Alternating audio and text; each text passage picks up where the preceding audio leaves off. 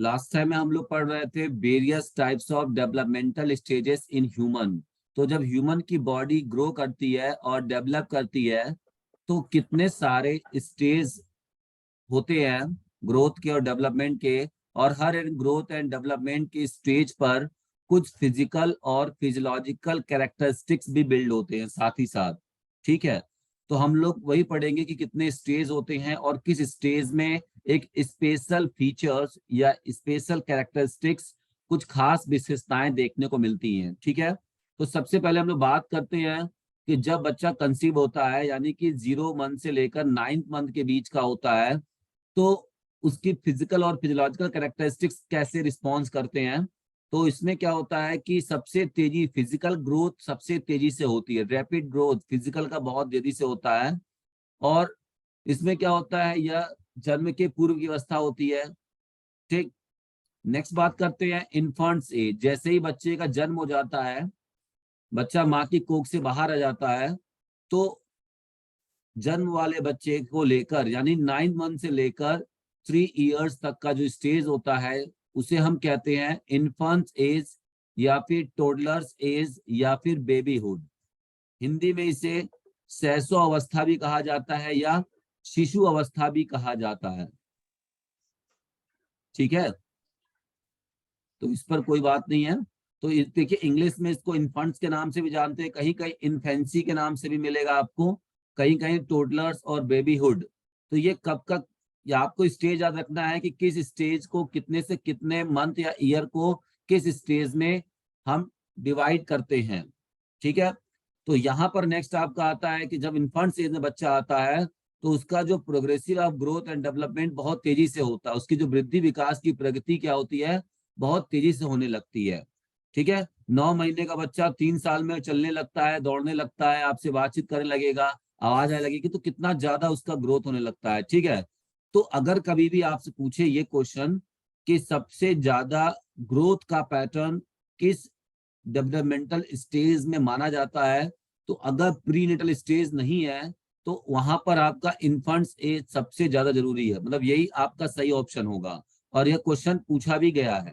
ठीक है, दूसरों पर निर्भर रहना, बच्चा का क्वालिटी क्या होती है, क्योंकि कैरेक्टरिस्टिक्स होते हैं कि वो हर काम के लिए अपनी माँ पर या जो उनके बहुत खास होते हैं बहुत नजदीक होते हैं उन पर डिपेंड होते हैं।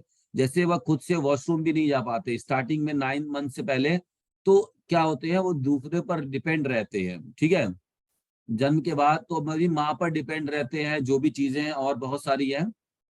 नेक्स्ट हम बात करते हैं जैसे जैसे बच्चा बड़ा होता जाता है उसके अंदर क्या होती है, क्यूरियोसिटी बढ़ती जाती है, जिज्ञासा, हर चीज जानने की जिज्ञासा होने लगती है। ठीक है, क्षमता का विकास होने लगता है। और इस एज में एक और चीज बहुत अच्छी होती है जिसे हम कहते हैं भाषा का विकास।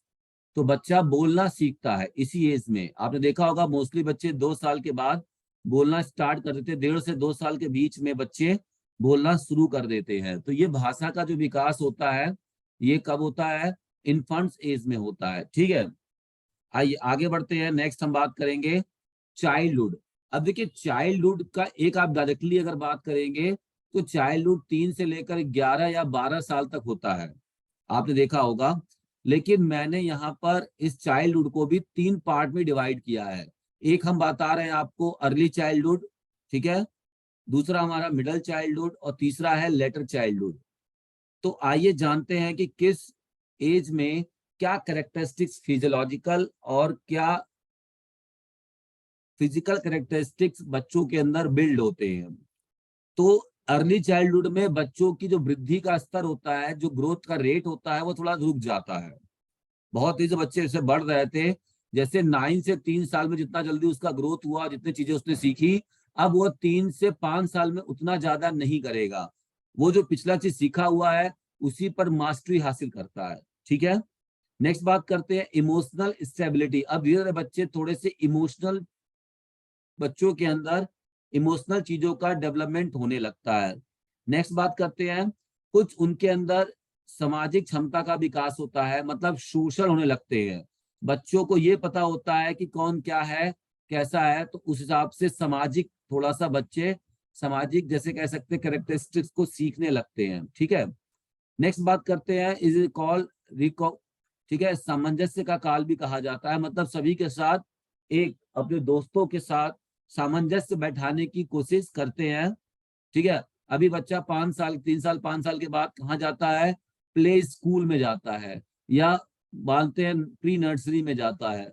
तो अब बच्चा क्या होता है, धीरे धीरे लोगों के साथ उतना और दूसरे लोगों के साथ उतना बैठना करता है। इससे पहले बच्चा कहाँ था, पहले बच्चे जो थे वो अपनी फैमिली के लोगों को ही जानते थे, फैमिली को ही सब चीज समझते थे।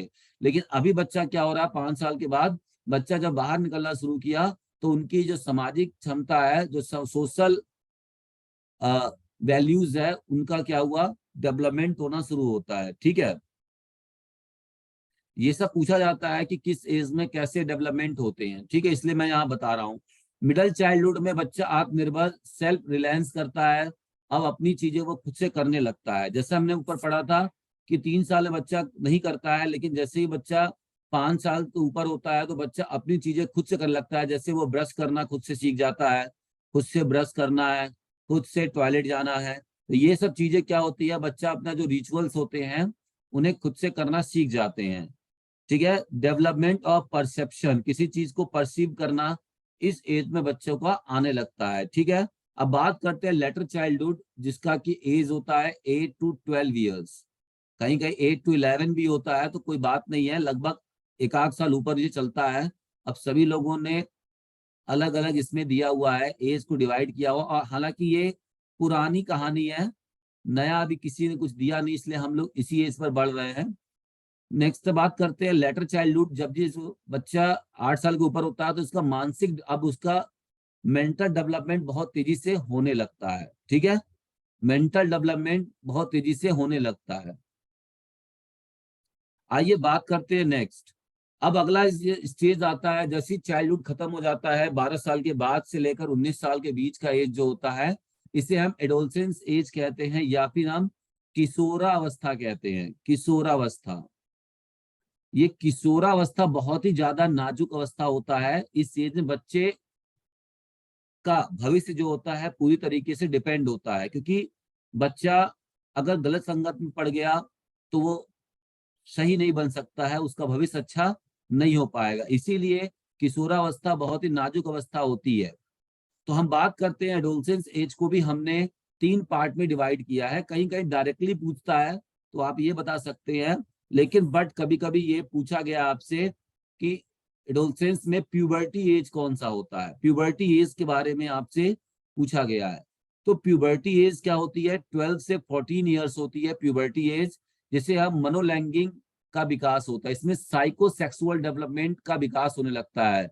ये क्वेश्चन पूछा गया है कि वह कौन सा एज है जिसमें बच्चों का साइकोसेक्सुअल डेवलपमेंट होने लगता है। साइकोसेक्सुअल डेवलपमेंट का मतलब है अपोजिट जेंडर के प्रति अट्रैक्शन का बढ़ जाना। अपोजिट जेंडर मतलब जैसे अगर कोई लड़का है तो लड़कियों के प्रति उसका अट्रैक्शन बढ़ेगा, और कोई लड़की है तो लड़कों के प्रति उसका अट्रैक्शन बढ़ जाएगा। That is called puberty as, यहां से स्टार्ट होना शुरू होता है।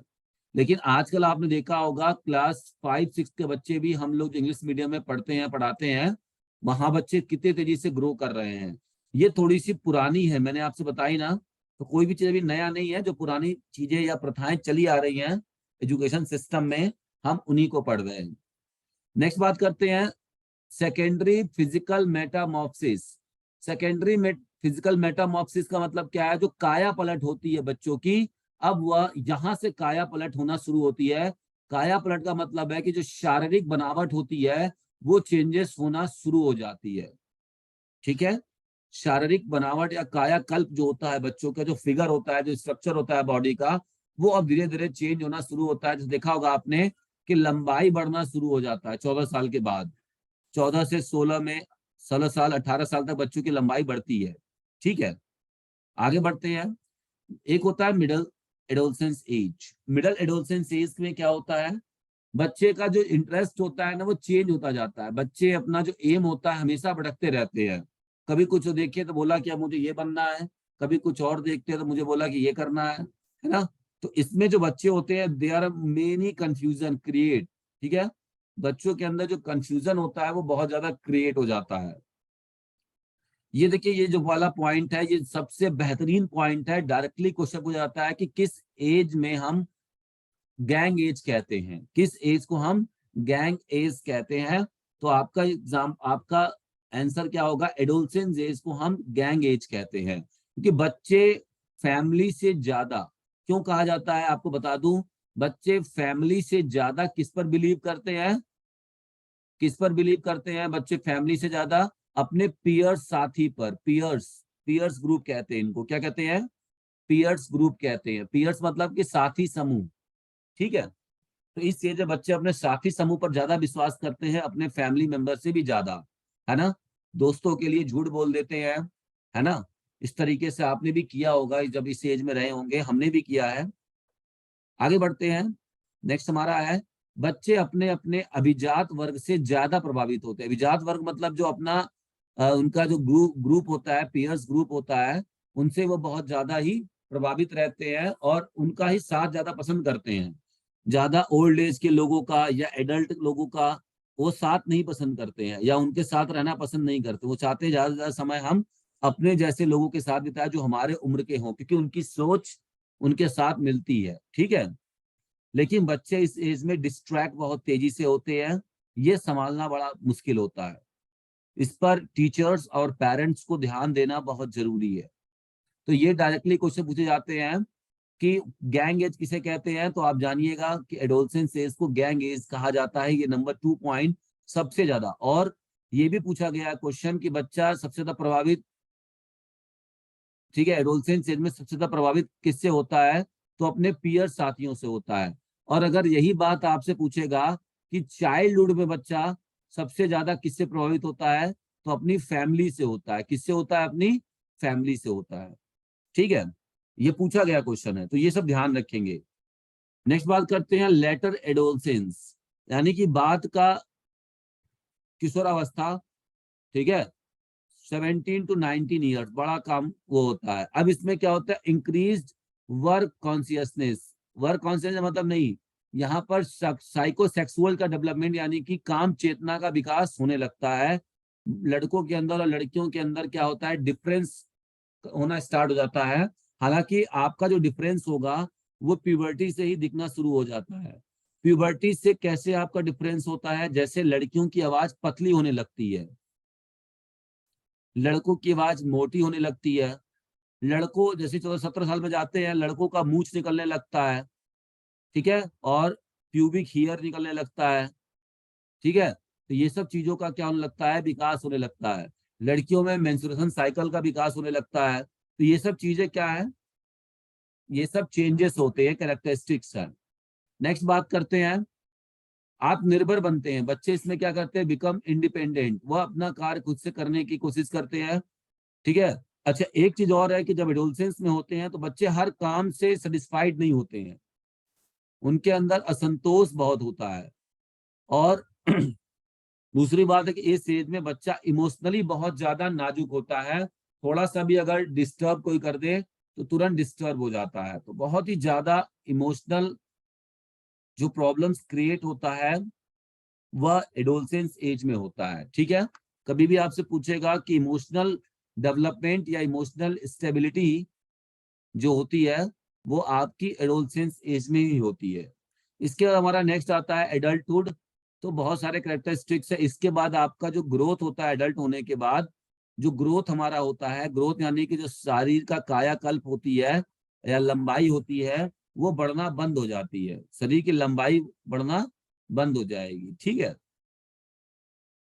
तो ये हमने आपको पढ़ाया और इम्पोर्टेंट फैक्ट्स बताएं कि आपके ह्यूमन के जो डेवलपमेंटल स्टेज होते हैं उसमें क्या क्या कैरेक्टरिस्टिक्स है जो कि आपके शारीरिक शिक्षा के एग्जाम्स में पूछे जाते हैं, ठीक है। सारे आपको मैंने मेन मेन पॉइंट्स को बता दिया। अब हम लोग आगे बढ़ते हैं और अपना नेक्स्ट टॉपिक देख लेते हैं। After that we will start the new topic that is motor development in children। मैं आपको बता दूं कि ये टॉपिक आपको कोई भी नहीं पढ़ाता है। Why? Because हमारे सिलेबस में ये है नहीं। अब सिलेबस में नहीं है तो मैं कहाँ से लाया इसको?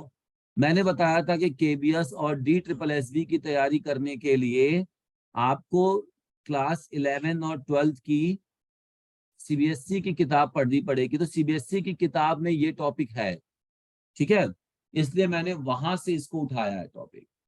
तो आइए बात करते हैं मोटर डेवलपमेंट क्या होता है। ठीक है, मोटर डेवलपमेंट का मतलब ये होता है कि बच्चे कैसे अपने बॉडी मूवमेंट्स को नियंत्रित करना सीखते हैं। क्या हम बचपन से ही हमें आ जाता है?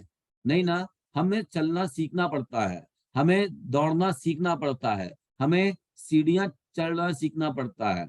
बचपन से क्या बच्चा से मतलब जन्म लेते ही सब आ जाता है क्या उसको? नहीं ना।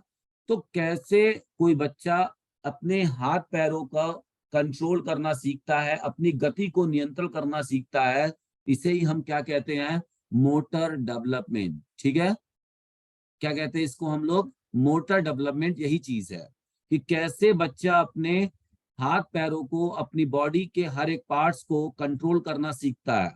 आपने एग्जांपल दूं मैं आपको, अगर हम किसी बच्चे को पेन दे दें बचपन में, वो 1 साल का है या 2 साल का है, हमने उसको पेन दिया, तो क्या बच्चा पेन को ग्रिप कर पाता है? आपने कभी देखा है बच्चा पेन को ग्रिप कर लेगा अच्छे से? कोई बताए? No sir. अच्छा, किसी बच्चे को हमने ऐसे बॉल दे दिया, 1 साल का बच्चा है, और हमने बोला कि बेटा बॉल ऐसे सीधा फेंक दो यहाँ पर। ठीक है, बच्चे के हाथ में बॉल है, हमने बोला सीधा फेंक दो यहाँ पर। तो क्या बच्चा बॉल फेंकेगा तो सीधा ये जाएगा? बॉल सीधी डायरेक्शन में जाएगी? नहीं, वो जहां फेंकेगा बॉल उसके अलग मतलब उल्टा सीधा जाएगा। क्यों? ऐसा क्यों होता है? ऐसा इसलिए होता है कि बच्चे का जो ग्रिपिंग कंट्रोल है, जो मसल्स पे कंट्रोल है, वो अभी उसके ब्रेन से अच्छे से कोऑर्डिनेट नहीं हुआ है। ठीक है, तो यही सब क्या है कि मूवमेंट्स का कोऑर्डिनेशन। ठीक है, मूवमेंट्स का कोऑर्डिनेशन ही या मूवमेंट्स का इंप्रूवमेंट ही क्या कहलाता है? मोटर डेवलपमेंट कहलाता है। तो ये हम सीखते हैं। आपसे मैं एक सवाल पूछता हूं, आप सभी बताइएगा कि सबसे पहला बच्चा जन्म लेने के बाद सबसे पहला मूवमेंट किस बॉडी पार्ट्स का होता है?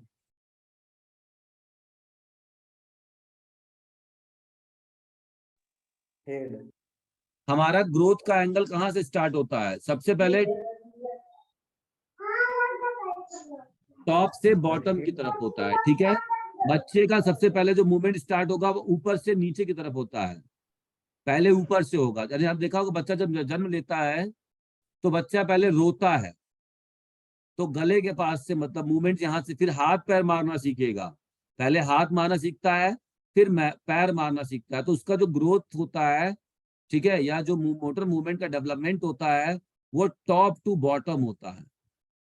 हालांकि मैं आपको डीप पढ़ा रहा हूँ, ऐसा नहीं पूछा जाता कभी भी, लेकिन चीजें जान सकते हैं तो ज्यादा अच्छा रहेगा। टॉप टू बॉटम की तरफ उसका मूवमेंट का डेवलपमेंट होता है। ठीक, अब आपको बता दूं कि जो मोटर डेवलपमेंट होता है यह 2 प्रकार की होती है। एक होता है ग्रॉस मोटर डेवलपमेंट और दूसरा होता है फाइन मोटर डेवलपमेंट। अब ये क्या होता है ग्रॉस मोटर और फाइन मोटर डेवलपमेंट? ठीक है, आइए समझते हैं। तो गति प्लस उन्नति, बच्चों में शारीरिक गति की जब उन्नति होती है तो इसे हम मोटर डेवलपमेंट कहते हैं। तो ग्रॉस मोटर डेवलपमेंट का मतलब क्या है कि जब बच्चा 9 आफ्टर बर्थ 9 से लेके 3 मंथ तक जब होता है, तो सबसे पहले वो क्या करता है, अपने बड़े बड़े मसल्स जो होते हैं, बड़े मसल्स मतलब जैसे हाथ के मसल, पैर के मसल्स, ठीक है, इन मसल्स पे कंट्रोल करना सीखता है। किस पर? हाथ और पैरों के मसल्स पे। जैसे एग्जांपल लेते हैं कि पहले बच्चा क्या होता है, सीधा लेटा रहता है, ऐसे सीधा लेटा रहता है और हाथ पैर मारना सीखता है। अब हाथ पैर मारना आता है तो बच्चा फिर थोड़ा सा अपने पीठ उठ का मसल्स वगैरह उसका ठीक हो गया, तो अब बच्चा पलटना सीख जाता है।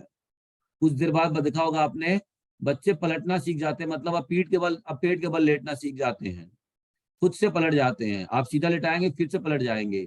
इसके बाद क्या होता है, बच्चा बैठना सीख जाता है।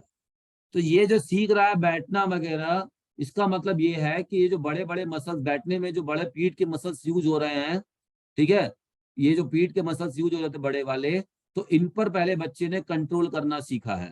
तो जब भी आपके बड़े मसल्स पे कंट्रोल करना सीखा जाता है उसे हम कहते हैं ग्रॉस मोटर डेवलपमेंट।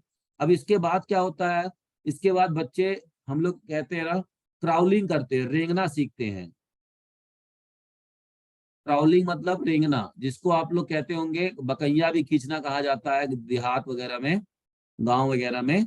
ठीक है, जो लोग यूपी से होंगे वहां पे उनको जानकारी होगी इस चीज की। तो क्राउलिंग यानी रेंगना सीखता है बच्चा। अब धीरे धीरे मसल्स उसके अच्छे हो गए तो फिर बच्चा क्या होता है, खड़ा होना सीखता है, पैरों पर खड़ा होना सीखता है। खड़ा होने के बाद चलना सीखता है, फिर चलने के बाद दौड़ना सीखता है। ठीक है, दौड़ने के बाद क्या सीखता है, जंप करना सीखता है।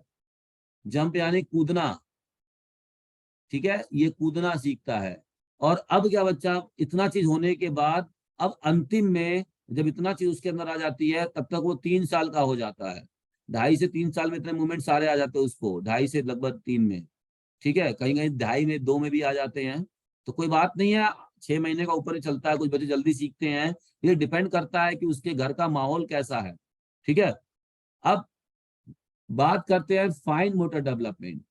फाइन मोटर डेवलपमेंट का मतलब होता है कि छोटे मसल्स पे कंट्रोल करना।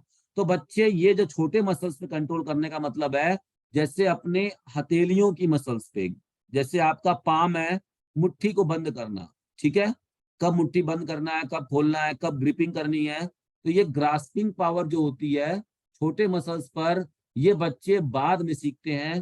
पहले वो बड़े मसल्स पे कंट्रोल करना सीखने के बाद, 3 साल के बाद ही होता है। इसीलिए बच्चों को 3 साल के बाद ही स्कूल में भेजना चाहिए, इसीलिए बोला जाता है, ये तरीका है। ठीक है, 3 साल के बाद ही वो बच्चा पेंसिल पकड़ लेगा। ठीक है, तभी वो ग्रिपिंग करना सीखता है। उससे पहले बच्चों को अगर देंगे तो उसकी राइटिंग हैंड राइटिंग नहीं होती है। अच्छा, बच्चा स्कूल में जाने के बाद जानते सही तरीका क्या सिखाने का, पहले बच्चे को ये सिखाइए कि ये एक स्ट्रेट लाइन ऐसे कैसे बनती है, एक खड़ी लाइन कैसे बनती है, पहले ये सीखना चाहिए बच्चे को, ये क्या होता है। ठीक है, इसके बाद बहुत सारी चीजें सिखाई जाती है। आइए आगे बढ़ते हैं। तो ये आपको समझ में आ गई, ये क्या है हमारा ग्रॉस मोटर डेवलपमेंट और फाइन मोटर डेवलपमेंट।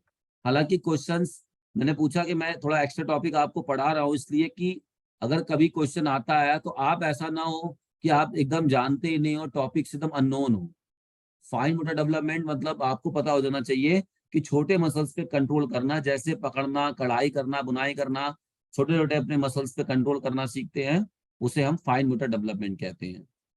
बड़े मसल्स पे मतलब है बैठना, चलना, चढ़ना, सीढ़ियां, कूदना, ये सब आपका बड़े मसल्स एक्टिविटीज होती हैं। ठीक है,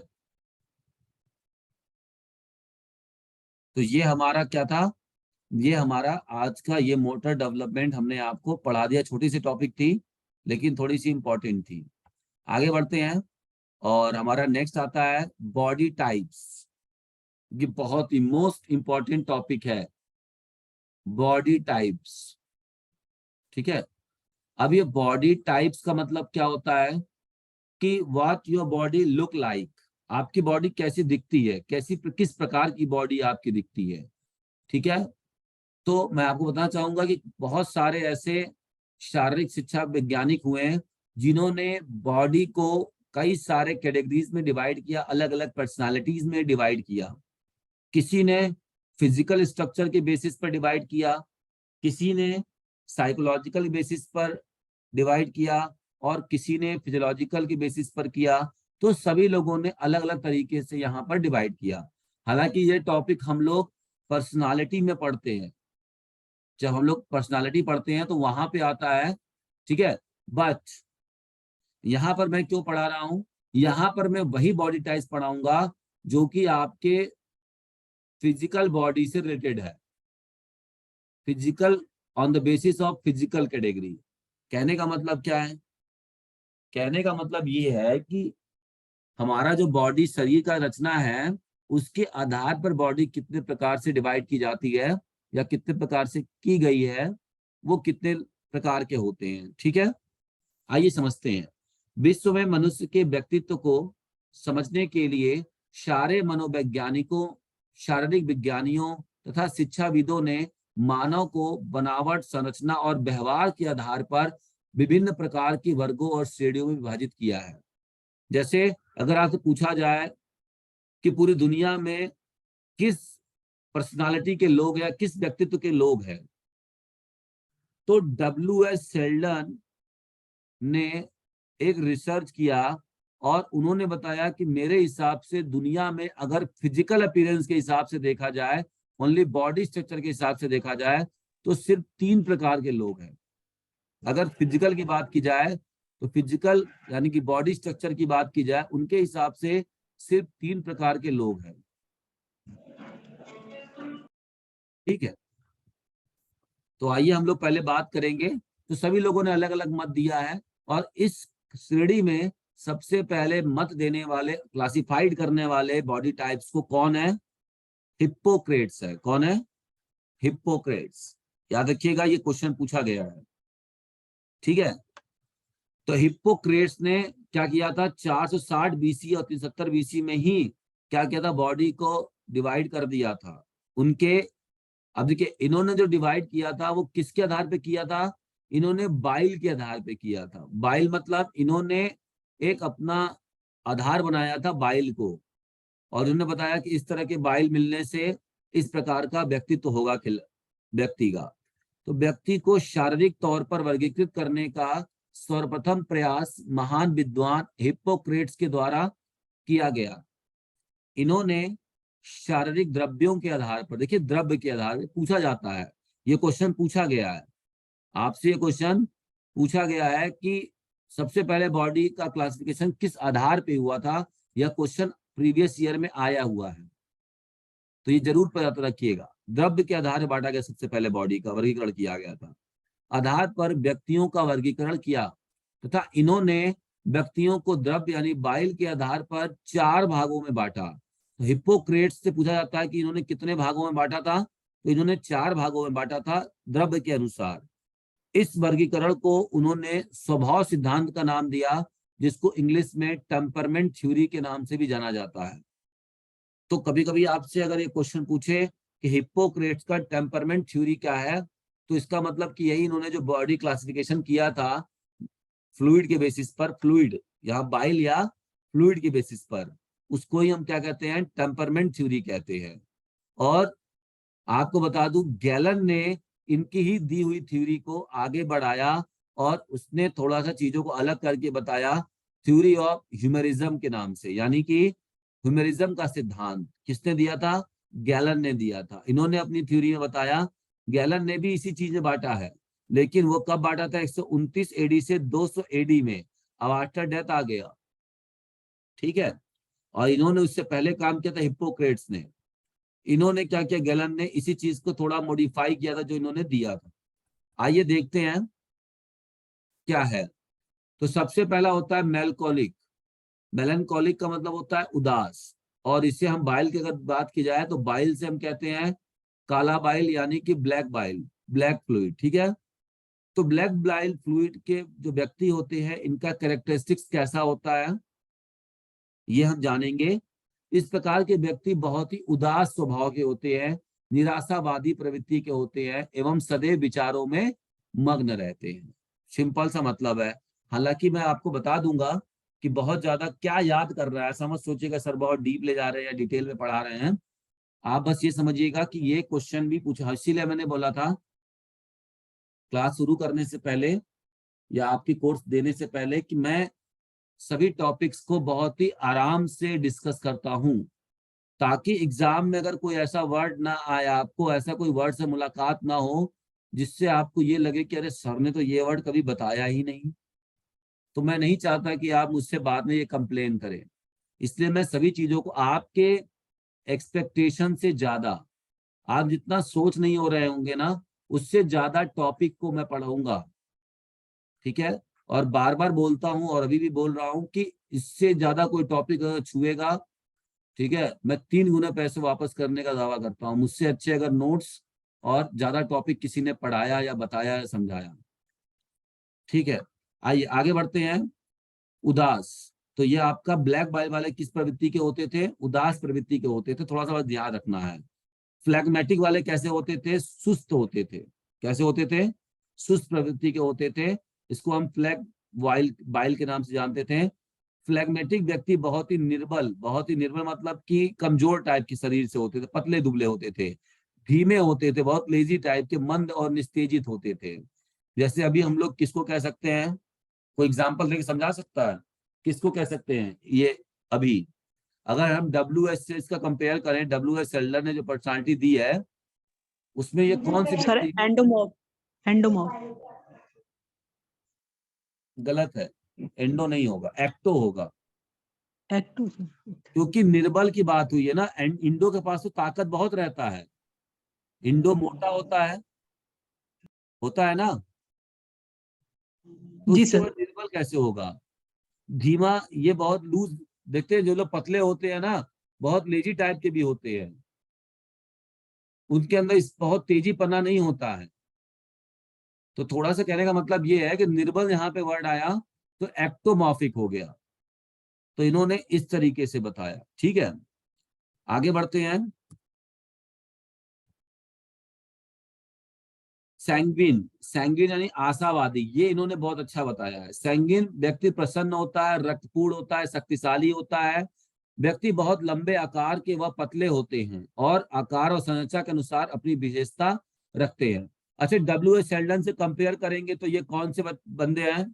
कौन सी कैटेगरी आएगी WH सेल्डन की इसमें? मेसोमॉर्फ। हाँ, मीजोमॉर्फिक है।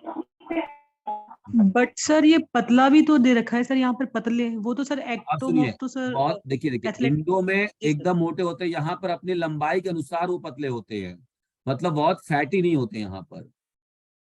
जी सर, क्लियर सर।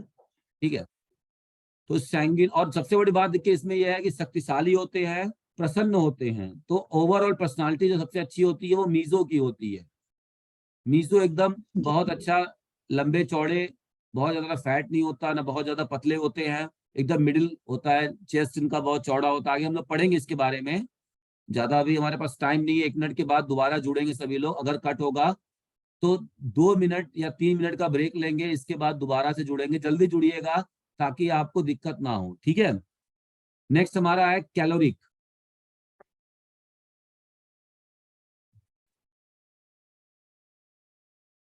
देखिए इस तरफ जो आप देख रहे हैं, ये इधर वाला, ये किसने दिया है? ये गैलन ने दिया है। और इस तरफ जो आप देख रहे हैं, ब्लैक बाइल और फ्लैगम बाइल, ये किसने दिया है? ये आपका हिप्पोक्रेट्स ने दिया है। ठीक है, तो हिप्पोक्रेट्स ने पहले इस तरह बाइल के बेसिस से बताया और फिर इसी को इन्होंने नाम दिया अपने हिसाब से, गैलन ने। ठीक है, पहली बार पूछेगा किसने किया था, तो ये हिप्पोक्रेट्स ने किया था। आइए नेक्स्ट हम बात करेंगे another body classification on the basis of physical Metamorphosis. Physical अगर सॉरी फिजिकल काया की बात पे अगर की जाए तो WH सेल्डन का नाम बहुत ही ज्यादा आता है और यहाँ से एग्जाम में क्वेश्चंस भी आते हैं। 2 क्वेश्चन हमेशा एग्जाम में, 1-2 क्वेश्चन आपको देखने को मिलेंगे डायरेक्टली इनके उसमें। ठीक है, आइए आप हम लोग बात कर लेते हैं विलियम हर्बर्ट सेल्डन। इसका पूरा नाम है WH सेल्डन, यहाँ पे स्पेंसर हो गया लेकिन सेल्डन है। ठीक है, विलियम हर्बर्ट सेल्डन अमेरिकी मनोवैज्ञानिक और चिकित्सक थे। इन्होंने मनुष्य के शरीर को उसके स्वभाव के साथ जोड़कर शारीरिक व्यक्तित्व की पहचान की। इस आधार पर उन्होंने मानव शरीर व्यक्तित्व प्रकारों को 3 श्रेणियों में बांटा। ठीक है, जिन्हें सोमेटोटाइप नाम दिया। इन्होंने अपनी थ्योरी को क्या नाम दिया था? याद रखिएगा, पूछा जा सकता है इन फ्यूचर में कि WH सेल्डन ने अपनी जो 3 पर्सनालिटी बताई थी, मतलब पर्सनालिटी के टाइप्स बताए, उनका इन्होंने क्या नाम दिया था? तो उस थ्योरी को इन्होंने सोमेटोटाइप नाम दिया था। सोमेटोटाइप मतलब बॉडी टाइप्स, बॉडी के स्ट्रक्चर के हिसाब से इन्होंने अलग अलग नाम दिया। इनके द्वारा लिखित पुस्तक जिसका जिक्र किसमें किया था इन्होंने, एक इनके द्वारा लिखित पुस्तक थी जिसका नाम था एटलस ऑफ मैन, जो कि 1954 में प्रसिद्ध थी। ये क्वेश्चन आया हुआ है UGC नेट में। ठीक है, इनके द्वारा लिखित पुस्तक कब बनी थी? तो ये एटलस ऑफ मैन, ठीक है, ये इनकी पुस्तक थी। तो इन्होंने 3 प्रकार से बॉडी मतलब शरीर को बांटा, बॉडी को बांटा। इनसे अगर पूछा जाए कि आप ये बताइए कि विश्व में कितने प्रकार के लोग हैं, तो ये जानते हैं क्या बोले, कितने प्रकार की पर्सनालिटी है। तो इन्होंने बोला कि मुझे अगर फिजिकल दिया जाए, खाली शरीर की रचना के हिसाब से अगर मैं बांटूं, तो मेरे हिसाब से 3 प्रकार के लोग हैं सिर्फ। मतलब कि दुनिया में कोई भी बंदा आप उठा लीजिए, किसी को भी उठा लीजिए, वह इनके दिए गए 3 फिजिकल पर्सनालिटी में ही फिट होगा, वही 3 फिजिकल फ्रेम में फिट हो जाएगा। आप अपने आसपास या किसी को भी देख लीजिए, वो आपको इन 3 के अलावा कहीं और नहीं दिखेगा। अगर हम फिजिकल पे क्लासिफाइड करेंगे तो वो 3 कौन कौन से हैं, आइए देखते हैं। सबसे पहले है इंडोमॉर्फिक। क्या है? इंडोमॉर्फिक। इंडोमॉर्फिक क्या होते हैं? देखिए, इनको हम बाइसर्टोनियक नाम से भी जानते हैं, कभी कभी एग्जाम में ये पूछा गया है ना। तो याद रखिएगा, ये जो अलग से आप देख रहे हैं ना, तो यूजीसी वाले के लिए भी मैंने आपका नोट्स तैयार किया। इस वजह से शायद मुझे लगता है कि नोट्स थोड़ा ज्यादा डीप चला गया है और पेजेस बढ़ गए हैं। जो मैं आपसे बता रहा था कि 1-1, 2-2 नंबर से रुकने का कारण क्या है, 2 नंबर 4 नंबर से, यही कारण है कि हम लोग थोड़ा ठीक से या गहराई तक जाके नहीं पढ़ते हैं, ऊपर ऊपर खाली क्वेश्चन पढ़ लेते हैं। और दूसरी बात यह है कि गलत किताबों का चयन करते हैं। गलत किताबों का चयन करने से हमारे दिमाग में वो पुरानी पढ़ी हुई बातें बैठ जाती हैं, और एग्जाम में जब वो क्वेश्चन आता है तो हम गलती और कंफ्यूजन में गलत लगा के चले आते हैं आते हुए क्वेश्चंस का। सही कह रहे हैं नहीं? Yes sir. जी। आइए, तो हम लोग अब बात करेंगे कि इंडोमॉर्फिक व्यक्ति के हाथ पांव छोटे होते हैं, गर्दन मोटी होती है, जिससे एप्पल शेप या नाशपाती शेप की कहा जाता है। यानी कि endomorphic individuals have short arms and legs, a thick neck, also known as apple shape and pear shape body. There is a huge amount of weight. इनका वेट बहुत ज्यादा होता है। Their structure and frame, ठीक है। तो छोटे दिखने वाले, हाथ पांव छोटे हो, गर्दन मोटी हो, ठीक है, ऐसे लोगों को हम किस फ्रेम में रखते हैं? इंडोमॉर्फिक के फ्रेम में रखते हैं। इनके कुछ कैरेक्टरिस्टिक्स होते हैं, आइए देखते हैं क्या। As a result they are less able to compete in sports, जिसकी वजह से इनको कुछ ऐसे खेल होते हैं जो इसमें कि हाई लेवल में स्पीड चाहिए या स्फूर्ति चाहिए, वैसे खेलों में यह अच्छा परफॉर्मेंस नहीं दे पाते हैं। ठीक है, एरोबिक में भी बहुत अच्छा परफॉर्मेंस नहीं कर पाते हैं। तो इस कैटेगरी के लोग किस खेल में ज्यादातर आपको अच्छा देंगे, बताइए।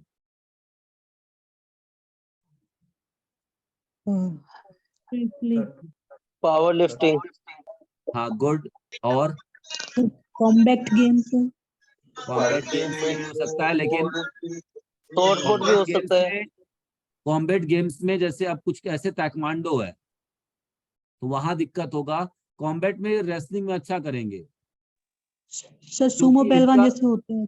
हाँ, वेट इनका क्या होगा कि रेसलिंग वाले में क्या होगा कि इनका जो सेंटर ऑफ ग्रेविटी होगा ना, वो एकदम सही होगा। हल्का सा झुकेंगे ये दोनों पैरों पर, सेंटर ऑफ ग्रेविटी इनका एकदम सेंटर पे जाएगा, तो इनको गिराना बड़ा मुश्किल हो जाता है। तो रेसलिंग के लिए ज्यादा अच्छे होते। और अरे भाई, शॉर्ट पट है, वेट लिफ्टिंग। हाँ, जेवलिन है, वेट लिफ्टिंग है। शॉर्ट पुट सबसे पहले बोला था। हाँ, शॉर्ट पुट सबसे सबसे अच्छा एग्जाम्पल है, ठीक है। तो ये अगर Yes. एथलेटिक्स में बोला जाए तो ये सब खेलों में ये प्रतिभाग कर सकते हैं। आइए आगे बात कर लेते हैं। तो ये हमारा पहला था, जिनको हम लोग इंडोमॉर्फिक फ्रेम वाले हैं। बस समझिएगा, अपने घर में आसपास आप अपने किसी 1-2 को ना एग्जाम्पल लेके अगर क्लासिफाइड कर दिया अपने घर में, तो ये समझ जाइए कि फिर आपको ये समझ में आ जाएगा, फिर दिक्कत आपको नहीं होगी। ठीक है, तो यही चीज है कि जो हम पढ़ते हैं इसको अपने आसपास लोगों पर अप्लाई कर ले। एक बार थोड़ा सा एप्लीकेशन जब हम सीख जाएंगे ना ज्ञान का, कहीं भी किसी सिचुएशन पर, तो फिर हमको ना वो चीज हम भूलना चाहें तो भी नहीं भूल पाएंगे। आइए फिर हम लोग पढ़ते हैं, बढ़ते हैं नेक्स्ट की तरफ। और हमारा अगला क्या है? अगला हमारा है मीजोमॉर्फिक। ठीक है, ये मीजोमॉर्फिक क्या है?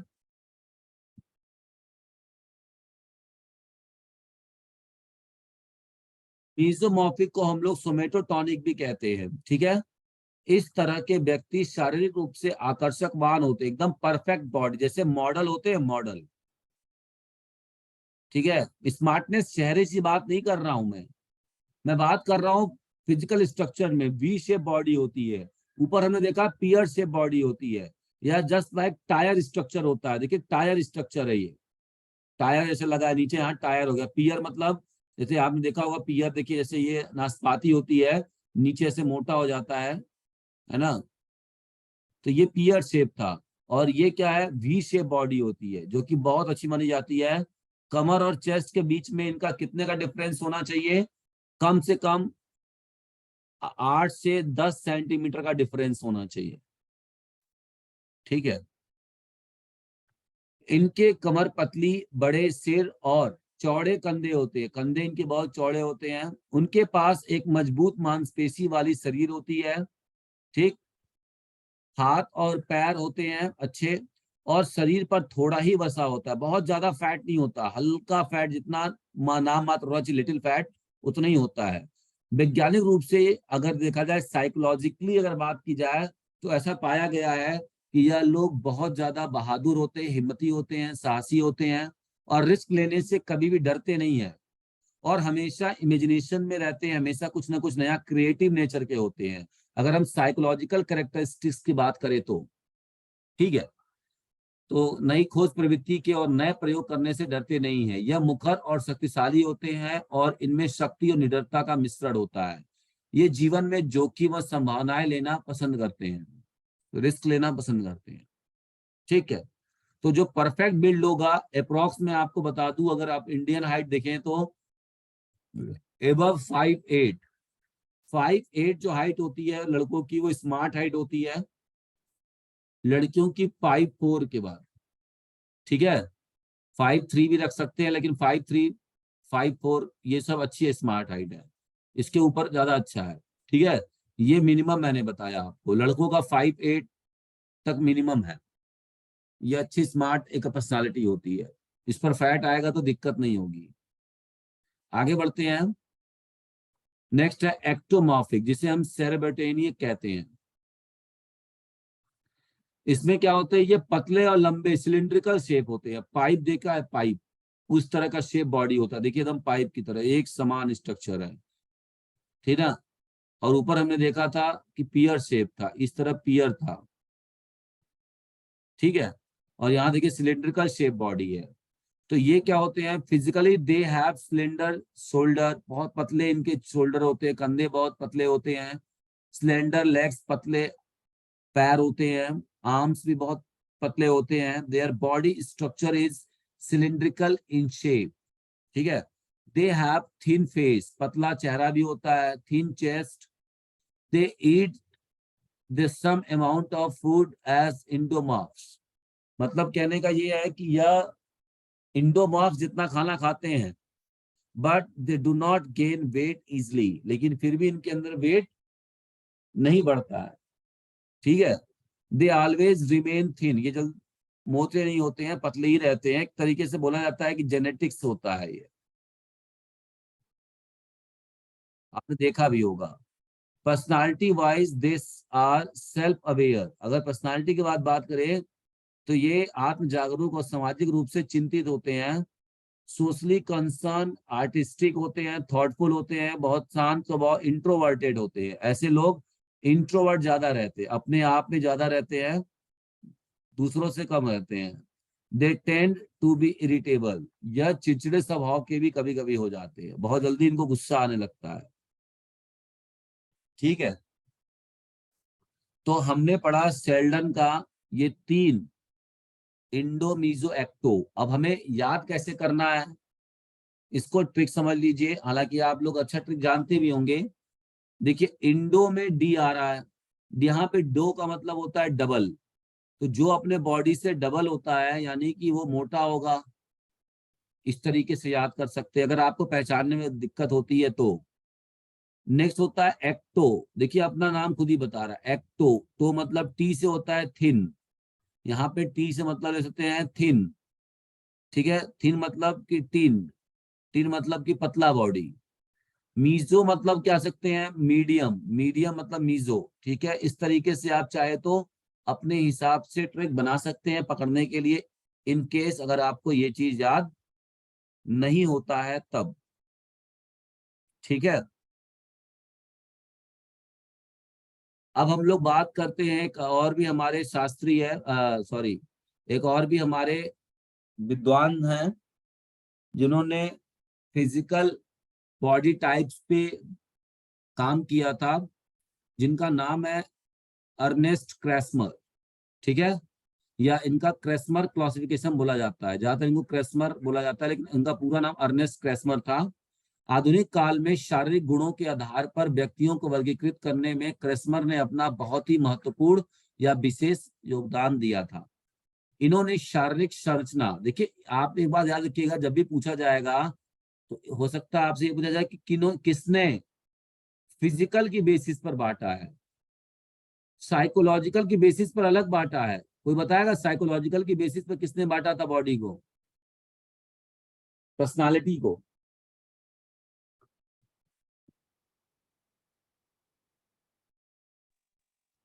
कार्ल जुंग ने बांटा है, कार्ल जुंग। कार्ल जुंग ने क्या बांटा है बता दूं मैं आपको, इन्होंने बांटा है इंट्रोवर्ट, एक्सट्रोवर्ट और एम्बीवर्ट्स।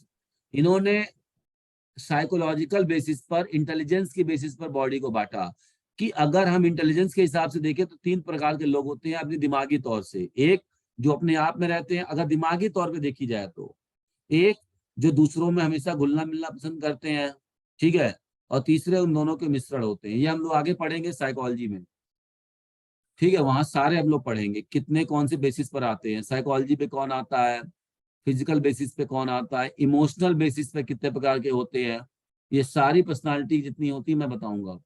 तो क्रेसमर ने अपनी बहुत ही विशेष योगदान दिया, शारीरिक संरचना के आधार पर व्यक्ति को 4 भागों में बांटा। तो इन्होंने कितने भागों में बांटा था, पर्सनालिटी को 4 भागों में वर्गीकृत किया। इन्होंने इस सिद्धांत का नाम आकृति विज्ञान रखा, यानी मॉर्फोलॉजिकल थ्योरी कहा। याद रखिएगा, ऊपर उन्होंने किसमें कहा था, सोमेटोटाइप कहा था, इन्होंने मॉर्फोलॉजिकल बेसिस पे बोला, अपनी साइंस को नाम दिया, ठीक है। इनके द्वारा लिखी पुस्तक का नाम फिजिक एंड कैरेक्टर है, जो कि 1921 में प्रकाशित की गई थी, फिजिक एंड कैरेक्टर, ठीक। आइए आगे बढ़ते हैं और अब देखते हैं इन्होंने 4 कौन कौन सी, इन्होंने भी वही चीजें बताई हैं लेकिन इन्होंने नाम भी अलग दिया, चीजें भी अलग की, इनका रिसर्च का काम अलग था, ठीक है। आइए देखते हैं। सबसे पहले उन्होंने बोला एस्थेनिक। एस्थेनिक का मतलब होता है दुर्बल। दुर्बल मतलब है जिसको हम सेम एज कह सकते हैं किसके लिए, एक्टोमॉर्फिक। एक्टोमॉर्फिक वाले बंदे को इन्होंने रखा और उसका जो नाम दिया एस्थेनिक। एस्थेनिक इन व्यक्तियों में खास विशेषताएं होती हैं, ये दुबले होते हैं, पतले होते हैं, लंबे होते हैं। इससे व्यक्ति क्या होते हैं, इस श्रेणी में आते हैं, ठीक है। ये डायरेक्टली क्वेश्चन पूछा गया है, आप यूपी टीजीटी 2016 का पेपर देखिए, मतलब लगभग पेपर आप देखिए, आपको ऐसे डायरेक्टली मिलेगा कि किस प्रकार के व्यक्ति दुबले पतले लंबे हैं तो वो क्या है। अब कभी कभी शेल्डन का ज्यादा पूछता है, कभी कभी क्रेसमर का पूछ लेता है, ठीक है। यही 2 सबसे ज्यादा फेमस हैं। नेक्स्ट हम बात करेंगे एथलेटिक बॉडी। एथलेटिक में हम जस्ट लाइक सेम बोल सकते हैं, मीजोमॉर्फिक, ठीक है। यह बहुत हसपुस मजबूत मांसपेशी वाले होते हैं, लंबे चौड़े होते हैं और ऐसे व्यक्ति इन श्रेणी में आते हैं। नेक्स्ट बात करते हैं पाइकनिक। इन्होंने एक बताया पाइकनिक, एक नया कैटेगरी बताया। पाइकनिक को इन्होंने बोला इंडोमॉर्फिक वाला, जो हम लोगों ने ऊपर इंडोमॉर्फिक का पढ़ा, छोटे हाथ पांव होंगे, मोटा होगा, पियर से बॉडी होगा, बहुत कोमल होगा, है ना। वैसे व्यक्ति को इन्होंने किसमें रखा, पाइकनिक बॉडी शेप कहा इन्होंने। इन व्यक्तियों के हाथ पांव छोटे व मोटे, कोमल शरीर होता है। यह बहुत ही आराम एवं सामाजिक उन्मत्त विशाल व्यक्ति होते हैं, ठीक है, बहुत ही सोशल नेचर के होते हैं। और लास्ट इन्होंने चौथा ठीक है कैटेगरी सर। बताया डाई प्लास्टिक। हाँ हाँ ये ना हिंदी में भी इसको करेक्ट करेक्ट कर लेना सर प्लीज, रिक्वेस्ट है, जब भी बुक वगैरह जो भी डालोगे, है ना। क्या इसमें ये गलत जो है? हिंदी में देखो सर, जो अभी आपने इंग्लिश में बोला है ना, अभी लास्ट जो बोला है, हिंदी अगर पाइकनिक जो है वो पलटोगे आप तो पिकनिक यही है, आ पिकनिक आ गया उस पे, जहाँ पे पाइकनिक लिखा हुआ है ना सबसे अभी जो अरे भाई अब ऐसे इतना तो वो, देखो, एक बात बता दे, इतना मैं तो ये आप नहीं कह रहा, पेपर। मैं उस वजह से नहीं कह रहा, एक मिनट मेरी बात तो सुनो। हाँ हाँ आप जो बुक बनाओगे ना, बुक बना रहे हैं ना, जी, प्रिंट कर रहे हैं, तो उसमें मैं ये कहना चाह रहा हूँ, उस पे करेक्शन करके दिलवा दें, ये कहना चाह रहा हूँ। ठीक ठीक ठीक, ये चीजें आप भी नोट धन्यवाद डाउन कर ले, ताकि हम लोगों को कुछ पढ़ने में दिक्कतें ना आए, जी। और ना आपको आगे दिक्कत आएगी, तो ये इन चीजों का सुधार कर ले तो ज्यादा अच्छा रहेगा। ठीक है, नेक्स्ट हमारा है डाई प्लास्टिक। अब देखिए यहाँ पे डा वर्ड छूट गया। डाई प्लास्टिक इन्होंने बताया अलग से कैटेगरी। यह उन्होंने क्या बताया, यह व्यक्ति बहुत ही कुरूप, बिल्कुल असाधारण डीलडॉल संरचना वाले होते हैं। डाई प्लास्टिक में कह सकते हैं ना कि जो इन तीनों कैटेगरी में नहीं आता है व्यक्ति, वो अलग से जो कैटेगरी बनती है उसे हम क्या कहेंगे, डाई प्लास्टिक कहेंगे। ठीक है। These people are very ugly with an absolutely extraordinary, ठीक है, स्ट्रक्चर्स। तो इनकी जो स्ट्रक्चर्स होती है बहुत ही ढील ढाल अलग तरीके का होता है। जो इन तीनों स्ट्रक्चर को नहीं फॉलो करता है उसे इन्होंने डाई प्लास्टिक का एक नया नाम दिया है। ठीक है। तो ये आज हम लोगों ने कितने टॉपिक पढ़ लिए? हम लोगों ने पढ़ लिया डेवलपमेंटल स्टेजेस,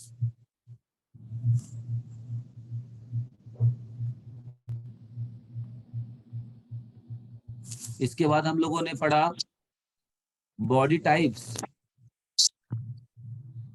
और एक हम लोगों ने पढ़ा मोटर डेवलपमेंट। इसमें से कितने लोग पढ़ के आते हैं पहले से? हमें लगता नहीं है कि बहुत ज्यादा लोग पढ़ के आते होंगे जो मैंने नोट्स दिए हैं। भाई पढ़ के सभी लोग आया करिए, ज्यादा अच्छा आपके लिए रहेगा, आपको ज्यादा रिवीजन नहीं करना पड़ेगा। और यही छोटी छोटी चीजें हम जब रिवाइज कर लेंगे तो दिक्कत नहीं होगी हमको। आगे आगे बढ़ते हैं। नेक्स्ट हमारा आता है different types of age, body का एज। अब हम उम्र पता लगाने के लिए कभी कभी क्या होता है, कुछ व्यक्ति ऐसे होते हैं जो अपनी एज को मात दे देते हैं। क्या कर लेते हैं? अपनी एज को मात दे देते हैं। अब अपनी एज को मात दे देते हैं मतलब कि आप पहचान नहीं पाएंगे कि यह बंदा किस एज में जा रहा है या किस एज का है। तो इस चीज को पहचानने के लिए खेलों में इसका बहुत ज्यादा दिक्कत होती है, क्योंकि खेल क्या होती है, आपकी फिजिकल स्ट्रक्चर पे आपकी परफॉर्मेंस डिपेंड करती है। आपने देखा होगा कि आपके फिजिकल स्ट्रक्चर और फिजियोलॉजिकल स्ट्रक्चर या फिजियोलॉजिकल फंक्शंस के हिसाब से आपकी बॉडी का परफॉर्मेंस डिपेंड करता है। इसीलिए खेलों में आपने देखा होगा कि एज कैटेगरी को बनाया गया है। बनाया गया कि नहीं बनाया गया? क्यों बनाया गया? यस क्योंकि आप सबको पता है कि हमारा किस एज में बॉडी का ग्रोथ कितना होगा, और अगर ग्रोथ उस एज में है तो हमारा फिजियोलॉजिकल सिस्टम की कैपेसिटी कैसी होगी, और उस कैपेसिटी के हिसाब से परफॉर्मेंस का लेवल क्या होगा। इस वजह से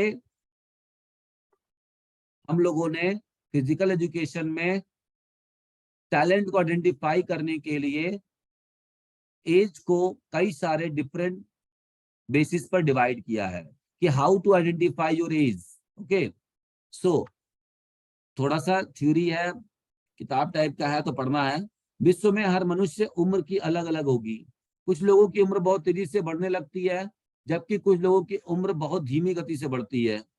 हम सभी ने पहली बार किसी ऐसे व्यक्ति से मिला अनुभव किया होगा जो वास्तव में अपने उम्र से या तो बहुत ज्यादा छोटा या तो अपनी उम्र से बहुत ज्यादा अधिक प्रतीत होता है। इसी अव्यवस्था को जानने के लिए कई सारे वैज्ञानिकों ने अपने अपने मत देकर उम्र की पहचान के लिए कई तरह के आयु को बताया कि अगर हमें वास्तविक आयु जाननी है तो हम किस प्रकार की वास्तविक आयु जानते हैं। और खेलों में अगर आप किसी का वास्तविक आयु जानना कोशिश करते हैं, तो क्या क्या तरीका है उसकी वास्तविक आयु जानने के। सबसे पहला तरीका क्या है? सबसे पहला तरीका तो यही है कि हम उसका क्लास 10th का, क्योंकि जो अगर हम आपसे बात करें कानून की कसौटी की बात की जाए, तो हमारे सरकार ने एक मान्यता कर दिया है कि क्लास 10th का जो डेट ऑफ बर्थ रहेगा आपका जीवन में कहीं भी सरकारी जगहों पर वही मान्य होगा। क्लास 10th का मार्कशीट में जो भी डेट ऑफ बर्थ है वो आपका कभी भी चेंज नहीं हो सकता। तो हम किसी भी खिलाड़ी को आइडेंटिफाई करेंगे, अगर एज उसका आइडेंटिफाई करना चाहते हैं, तो सबसे पहला हम क्या करेंगे, उसका क्लास 10th की क्या करेंगे, मार्कशीट देखेंगे। इफ अगर वो क्लास 10 पास आउट नहीं है, उससे छोटा है बच्चा है, ठीक है, उससे छोटा अगर बच्चा है, तो फिर क्या करेंगे, आधार कार्ड देख लेंगे, है ना। तो सबसे पहले तो हम लोग, जो सरकार ने अपना डॉक्यूमेंट बनाया है, यूनिक आईडी बनाई है, यूआईडी करके, ये सब सारे चीजें जो डेटा है सरकार के पास, उसके हिसाब से पहले एज हम क्या करेंगे, क्लेरिफाई करेंगे। इन केस अगर बच्चा वहां पर धोखा दे रहा है, हमें ऐसा लग रहा है, तो जिसे हम क्या कहते हैं, इस प्रकार की आयु को पता करने के लिए, कौन से प्रकार की आयु, जो मैंने भी ऊपर आपको बताया कि डेट ऑफ बर्थ के हिसाब से, जिसमें डेट है, बर्थ है, ईयर है, उस प्रकार की आयु को पता करने के लिए हम उसे कहते हैं क्रोनोलॉजिकल एज। क्या कहते हैं, क्रोनोलॉजिकल एज, यानी कालानुक्रमिक आयु। कालानुक्रमिक आयु को एक व्यक्ति के वर्षों, महीनों व दिनों के आधार पर पता किया जाता है कि अभी आज की डेट पर वह कितने दिन का, कितने साल का, कितने महीने का हुआ। ठीक है, ये ठीक है। इसका परिमाण जो है, जब पृथ्वी सूर्य के चारों ओर चक्कर लगाती है, उससे लिया जाता है। साल, महीने, दिन कैसे होते हैं, जब पृथ्वी क्या करती है, सूर्य के चक्कर लगाती है, तो 365 दिन पर एक साल होता है। तो इस तरीके से हम क्या करते हैं, साल गिनती वगैरह करते हैं। तो कहने का मतलब यहाँ पर एक क्रोनोलॉजिकल एज हम लोग इस बेसिस पर लगाते हैं। आगे बढ़ते हैं, नेक्स्ट हमारा है, नेक्स्ट अगर हम बच्चा वहां पर, मैंने बताया अगर धोखा दिया तो अब क्या करेंगे, हम नेक्स्ट सेकंड पे आएंगे, फिजियोलॉजिकल एज आइडेंटिफाई करेंगे उसका। फिजियोलॉजिकल एज कैसे आइडेंटिफाई करते हैं, अब जानिए। Physiological age can be found in a person by the hair of genital organs, उसके आंतरिक अंगों की जो कार्य क्षमता है उसको देखकर, या उसका प्यूबिक हेयर देखकर। प्यूबिक हेयर, ठीक है, प्यूबिक हेयर मतलब कि अंडर आर्म्स के बाल देखा हमने, उसके अंडर आर्म्स में कितने कैसे बाल, मतलब है ना, उसका ग्रोथ देख कर पता लगा सकते हैं। दूसरा, मस्तक, लड़कों के मूंछ देख के पता लगा सकते हैं कि रोए आ रहे हैं कि नहीं। लड़कियों में कैसे पता करेंगे हम, तो मेंस्ट्रुएशन साइकिल के, ठीक है, उससे पता कर सकते हैं हम लोग। तो ये फिजियोलॉजिकल आता है। ये क्या है, ये आपका फिजियोलॉजिकल एज होता है, जो कि आइडेंटिफाई करने के लिए होता है। ठीक है, नेक्स्ट हम बात करते हैं एनाटॉमिकल एज। नंबर 3 पे आता है एनाटॉमिकल। अगर बच्चा इसमें धोखा दे जाता है, तो तीसरा तरीका हमारे पास क्या आता है, एनाटॉमिकल एज। एनाटॉमिकल एज का मतलब ये होता है कि आपके बोन का ग्रोथ कितना हुआ है, क्योंकि हमें पता है कि किस एज में ग्रोथ कितना होगा, और किस ग्रोथ के बाद हड्डी जो होगी वो एकदम कैल्शियम से परिपूर्ण हो जाएगी। क्योंकि मैंने बताया है, लड़कों के लिए 20 साल और लड़कियों के लिए 18 साल मैक्सिमम हाइट इंक्रीज करने की होती है, मैक्सिमम एज है ये। इसके बाद कोई भी दुनिया का बंदा आपकी हाइट को बढ़ा नहीं सकता। ठीक है, क्योंकि यहाँ तक आपके सारे हार्मोन्स वगैरह जो होते हैं एडोलसेंस पीरियड में, वो सिक्रीट करके आपकी लंबाई, लेंथ वगैरह को बढ़ा देते हैं। ग्रोथ हार्मोन कौन सा होता है, सोमेटोट्रोफिन, ठीक है, तो वो हार्मोन निकलना शुरू होता है, बता दूंगा आगे।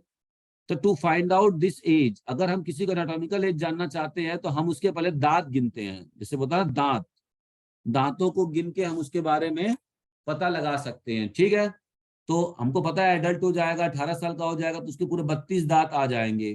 तो पहला तरीका तो यही है एनाटॉमिकल एज में। तो एनाटॉमिकल का समझिएगा, जो भी स्ट्रक्चर से रिलेटेड अगर हम आइडेंटिफाई कर रहे हैं, जो भी स्ट्रक्चर से संबंधित, जैसे हड्डियों के अंदर कितना ऑसिफिकेशन है, कड़ापन है। ऑसिफिकेशन का मतलब होता है कि कैल्शियम की मात्रा पता लगा सकते हैं, एक्सरे के द्वारा पता लगा सकते हैं, उसके दांत को गिन के पता लगा सकते हैं, ठीक है। बोन में कितना हड्डी का कड़ापन है, कैल्शियम की कितनी मात्रा है, इसको जान के पता लगा सकते हैं, ठीक है। तो ये सब तरीका है, इसे हम कहते हैं एनाटॉमिकल एज। आपसे एक बार एग्जाम में क्वेश्चन पूछा गया है, बता दूं मैं आपको, कि दाएं हाथ के हड्डी का एक्सरे किस प्रकार की आयु का पता लगाने के लिए किया जाता है, बताइए। Anatomical age sir. हाँ, एक्सरे, कभी भी एक्सरे होगा तो यह बात समझ जाइएगा तुरंत कि एनाटॉमिकल एज की बात हो रही है। दांत अगर काउंट हो रहा है तो ये भी एनाटॉमिकल एज में है, ठीक है। बोन का हार्डनेस या ऑसिफिकेशन, एक इंग्लिश वर्ड है, कीवर्ड्स है, ऑसिफिकेशन ऑफ बोन, ये भी आपका किसको इंडिकेट करता है, ये भी आपको इंडिकेट करता है, ये भी आपको इंडिकेट करता है किसको, एनाटॉमिकल एज को। And the last one is, अंतिम में अगर ये सब चीजें खत्म हो जाती है तो आगे हम लोग एक और तरीका है एज पता लगाने का, जिसे हम कहते हैं साइकोलॉजिकल एज या फिर मेंटल एज। ये IQ के द्वारा पता लगाया जाता है, कुछ ऐसे टेस्ट और कराए जाते हैं, ठीक है, जिसके द्वारा हम उसको पता लगा सकते हैं। कुछ एप्टीट्यूड टेस्ट होते हैं, एप्टीट्यूड टेस्ट होते हैं, मतलब होते हैं रीजनिंग बेस्ड, जिससे कि हम उसके IQ को पता लगा के बता सकते हैं कि ये बच्चा किस एज का है, ठीक है। इसका फॉर्मूला याद रखिएगा, ये पूछा गया है कई बार एग्जाम्स में, मेंटल एज, साइकोलॉजिकल एज या मेंटल एज का फॉर्मूला क्या होता है। तो mental age upon chronological age into 100, ठीक है। या फिर कोई साइकोलॉजिकल टेस्ट जो होती है उससे भी हम देकर आइडेंटिफाई कर सकते हैं कि बच्चे के IQ क्या है। तो इसको याद करिएगा, ये फॉर्मूला बहुत बार पूछा गया है एग्जाम्स में। और इसी के साथ आज का जो क्लास है वो समाप्त होता है। नेक्स्ट हम लोग अगली क्लास में पढ़ेंगे आगे की चीजें। अभी किसी का कोई प्रॉब्लम है तो वो मुझसे डिस्कस कर सकता है, जस्ट 1 मिनट।